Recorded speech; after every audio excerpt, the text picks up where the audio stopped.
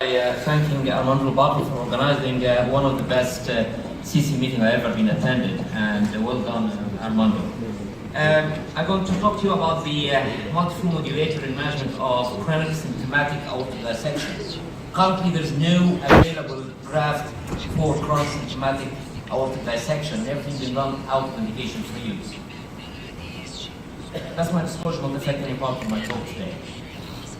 An aggressive approach to intervention is driven by the evidence that the majority of patients will fail medical therapy over time. Patients who undergo aortic intervention have a survival advantage over those treated with a medical management alone. Complete thrombosis false lumen has superior survival than fully patent false lumen in non-stent-grafted patients. Patient partial false lumen, retrograde dissection and extension to abdominal aorta carries worse outcome. And recently they have this double-digit rule of 22 millimeter for false lumen, 33 GFR, 44 for diameter of the true lumen, and 55 of the age is a cutoff for complications. Advanced chronicity increases the complexity with septal rigidity and false lumen aneurysmal expansion. And there must be a multiple adjunctive procedure are necessary, and no clear endpoint in therapy has been yet defined for patients with residual false lumen flow. Basically, if you think about treating it, think what you have done in the gold standard, open surgical repair, and you need to apply that for your endovascular intervention. The aim of study is to examine the off-label use of streamliner in patients whom alternative treatment options such as fenestration and branch aortic end grafting or open surgical repair weren't feasible or available for the treatment of chronic symptomatic type B aortic dissection or aortic dissection as a whole. The aim of our management, as I said before, is to try to apply the gold standard surgical approach in an endovascular manner. So we must equalize the diastolic pressure between the true and false lumen and enhance side branch perfusion. Stabilize the whole aortic length and induce spiral flow from the sinutubular junction to the distal aorta. And one of the most important functions is to give back the elastic recoil to the aorta, which is crucial for the longevity, and augment through the spinal cord, brain, and viscera, and to prevent stroke and paraplegia.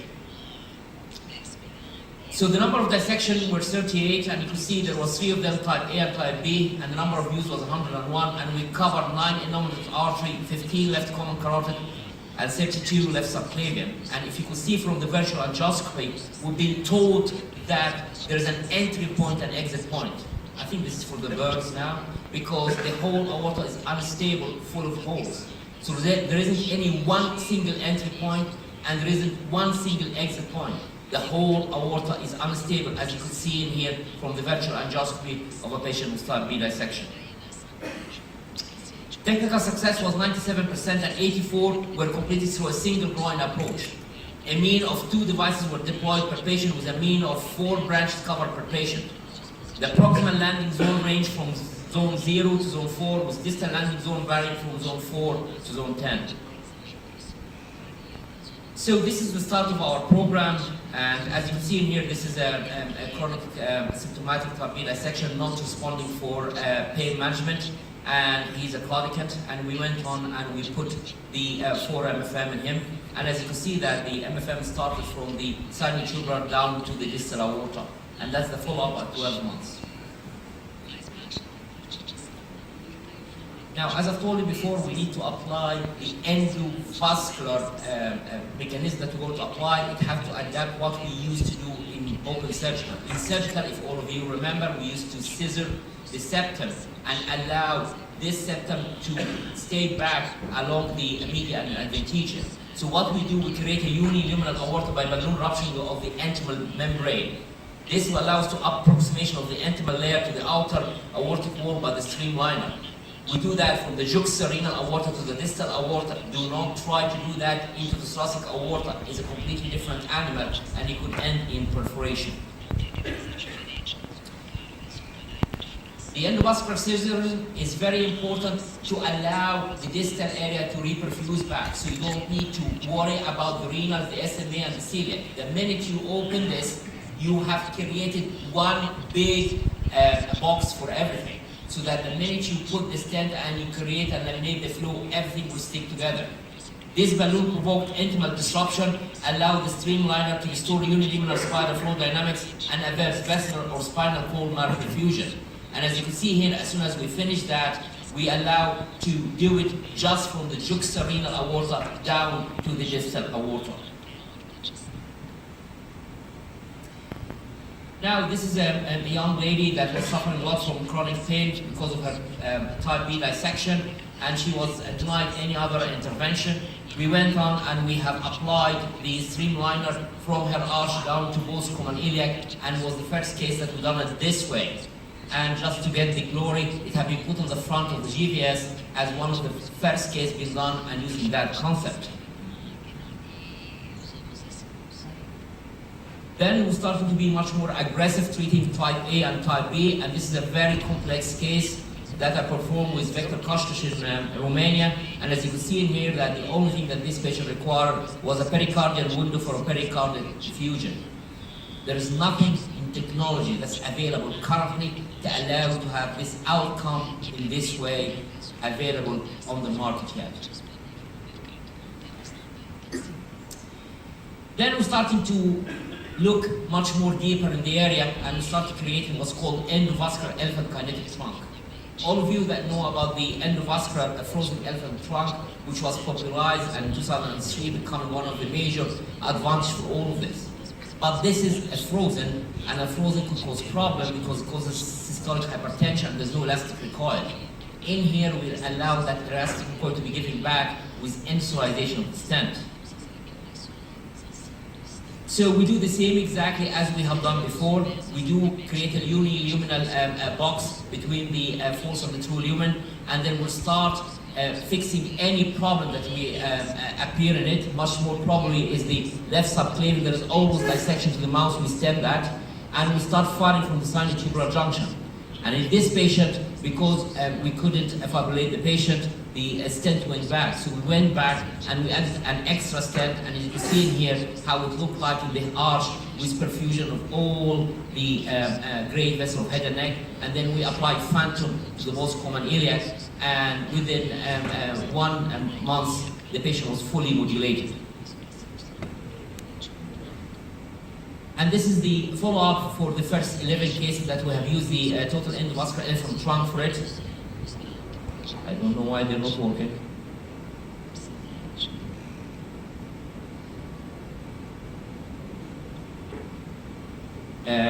Okay, just go next slide, please. It's frozen in here.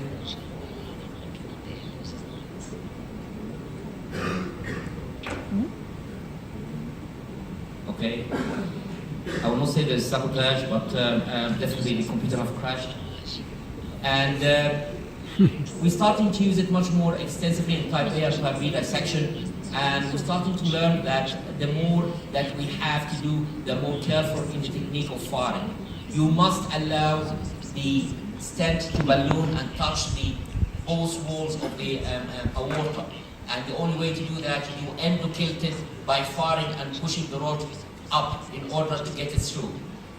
And as you see in here, this is two different patients, very complex aortic dissection that require a total endovascular elephant trunk.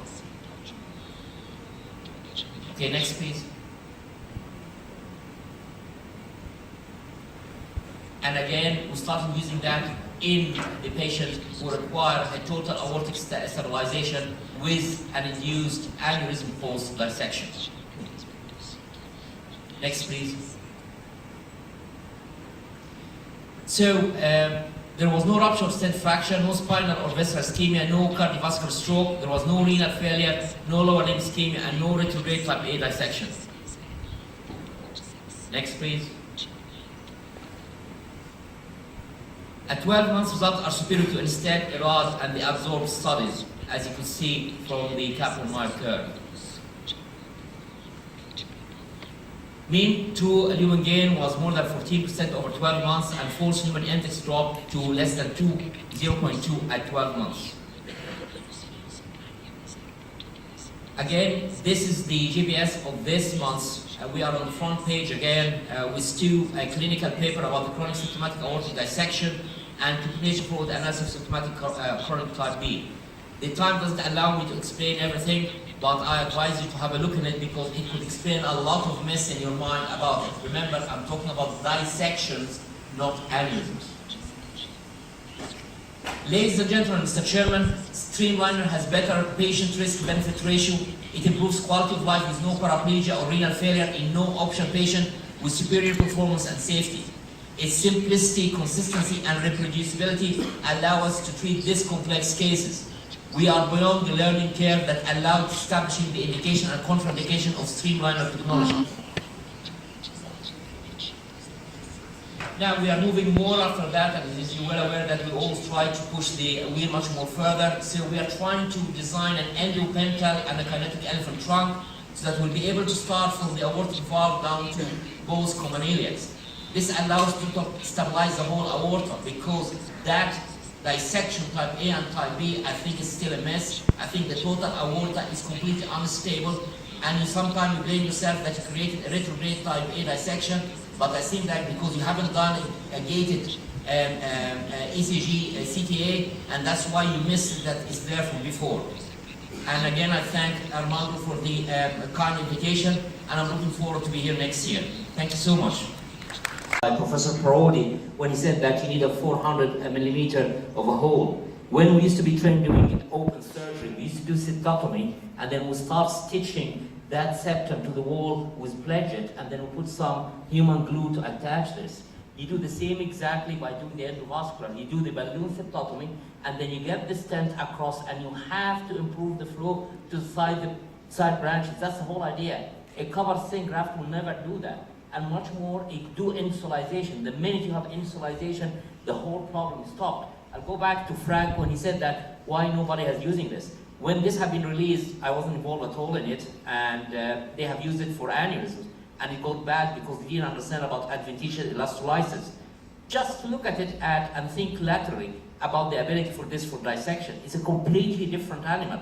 It will solve a lot of problems. Professor Shaw do 800 cases per year. The reason that he have increased his number from 400 to 800 because he has this technology in Beijing, and he's the only one who's using it, and his results speaks to itself. So it's a way of changing the way you're thinking. Like subintimal when he came on doing the bypass. You attacked me about subintimal 15 years ago. Now everybody's doing subintimal. So it's a way forward. We need to think laterally and just look at it. I'm not saying that it will be the cornerstone, but it will be if there's no other technology to go. Remember when they have released the petticoat. This was the whole idea of the petticoat, to try to get it and to do that. But the petticoat, the stent was from Cook, very soft, doesn't have enough radial strength, and used to collapse, causing more problem. So we moved away from that. But the whole idea, you can't put the stent on its own and say that you've done a great job. You have to divide the septum and equalize the pressure between two lumens.